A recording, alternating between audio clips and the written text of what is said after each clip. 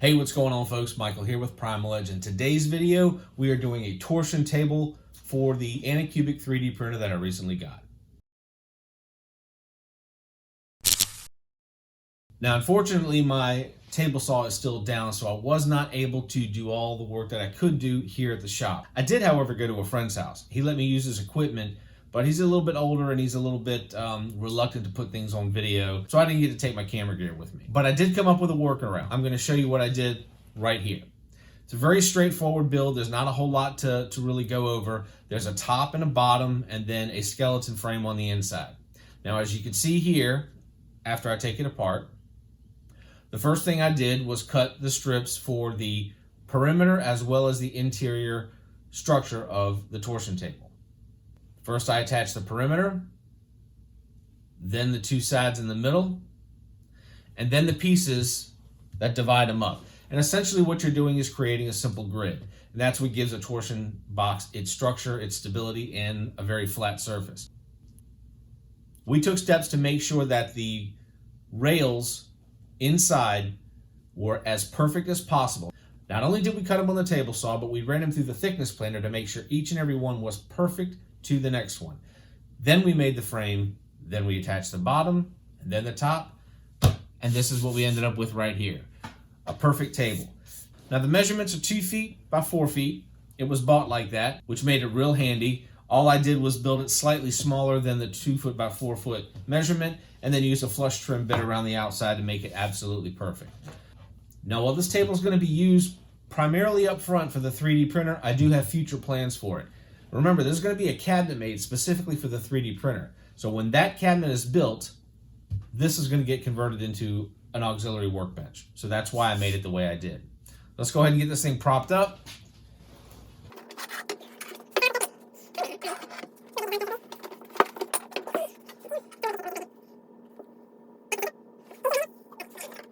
All right, so step one, we'll put my gloves on.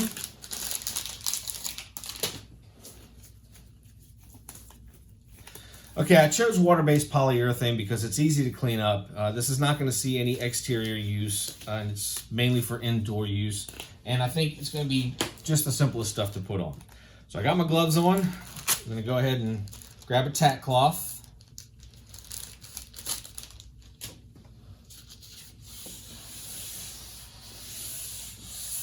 This has already been sanded, real light, 220 grit. I'm not making furniture here, so I really don't care how perfect this is. I just want to get it as neat as possible.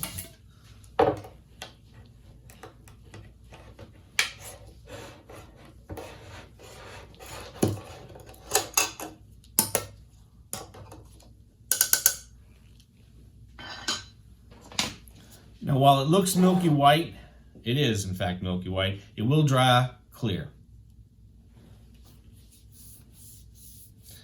This stuff will soak it up real good, guys.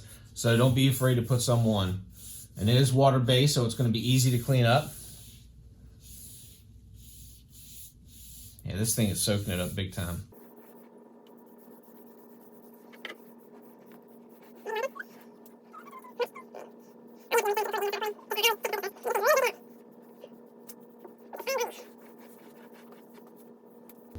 Okay, folks, well now I've got a nice coat of polyurethane on here. Again, I'm not trying to make this thing bulletproof. I just wanted to kind of protect the top a little bit for any kind of spills or anything that may happen.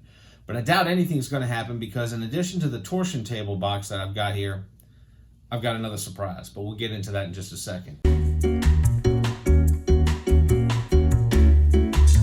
All right, so it's been a couple of days, and those of you who have been around this channel long enough realize that the OCD in me could not let me just have one coat of poly on one side of this top. So as a result, each side got not one, but 2 coats of poly sanding in between each one. The top, that got 3. But a lot's happened since then. Enough to make this project take a huge right turn from where I was originally going.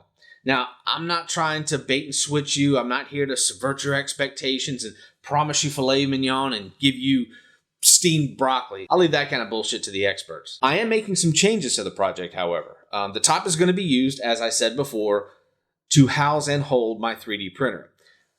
Now, while I was doing all this work and sanding, I decided to take the 3D printer out of this room and bring it upstairs and keep it out of the way. I have a room just off to one side of my office that's pretty much empty, and I use it to store a lot of stuff, and there's plenty of room for the 3D printer. I went up there, set everything up, and got it running, and started printing again while I was working down here. Over the past couple of days, I've gotten really used to having the printer up there. It's really convenient, and I think that's where I want to keep it instead of having it down here. There's one problem. Well, let me show you. As you can see here, the knee wall makes it really difficult for having normal height tables, which is one of the reasons I don't use this room on a regular basis as like a bedroom or something like that. You know, it's just simply not set up efficiently. However, I did realize that if I put some shorter legs on this thing, I could put it up against the wall like you see it sitting right now, put the shroud over top of it, and have everything set up exactly the way I want it, and it'll be closer to where I'm doing all my work. I can go upstairs, do all my 3D modeling on the computer, take 20 steps to the left, and start printing. And then while I'm working throughout the day, while I'm going to the restroom or in between meetings or whatever else I've got going on, I can always peer in real quick and take a look and make sure the prints aren't screwing up. Whereas before, I would have to go out the door, down the hall, down the stairs, through the house, into the craft lab, and then check to see how things were going. God forbid there was an issue. Then I'd have to stop the print, grab the card, go through the house, up the stairs, down the hall, into the office, make the adjustments on the slicers. Then I'd have to go back out the door, down the hall, down the stairs, through the house, into the craft lab, and start the process over again. This is much more convenient and would be a much larger help. Okay, let's go ahead and get the legs installed. I've got 4 of them that are about 10 inches tall, which is going to be perfect for this application. You'll see what I mean later.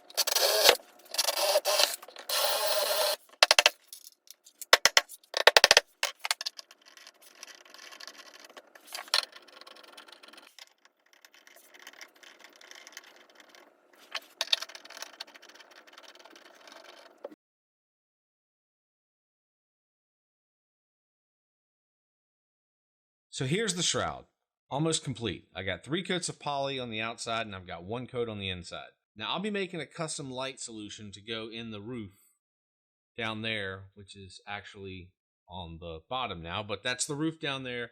This is the bottom. This is the part that's going to go on the tabletop. Okay, so at this point of the project, it's time to put in these. I've got some LED lights that we're going to put right on top of here, but I want to be sure they're going to be spaced out properly. I want to do 1, 2, 3, 4 rows here and then 1 here. This is 16 feet long, and I'm going to have 4 rows of 3, and whatever's left over is going to go right here. That should give me plenty of light. That with the white background, it'll be fine. Rather than trying to, finagle with the tape inside here and get all these kind of measurements, all I did was made a story stick. I marked the center here and the center right there. And then I've indicated on the ends as well as these 2 points where I want the LED strips to go. And the way it'll work will be like this. I'll line this up to the center here and mark 1, 2, 3, and 4. Doesn't have to be perfect.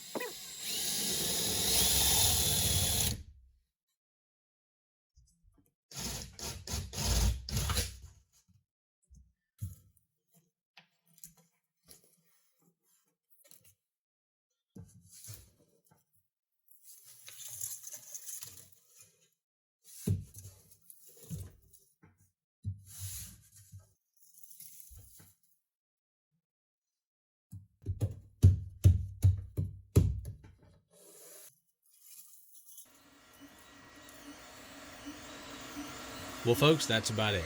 Took a long time to get this build done, and I gotta tell you, I am very happy with the way it turned out. It's exactly what I wanted, exactly what I needed. I've been using it for about 2 weeks now, and it's perfect. I hope you guys enjoyed the video, and if you did, definitely let me know with a thumbs up. Leave a comment down below, and let me know what you think. I hope you all have a great day. Get out there and make something, and I'll see you soon.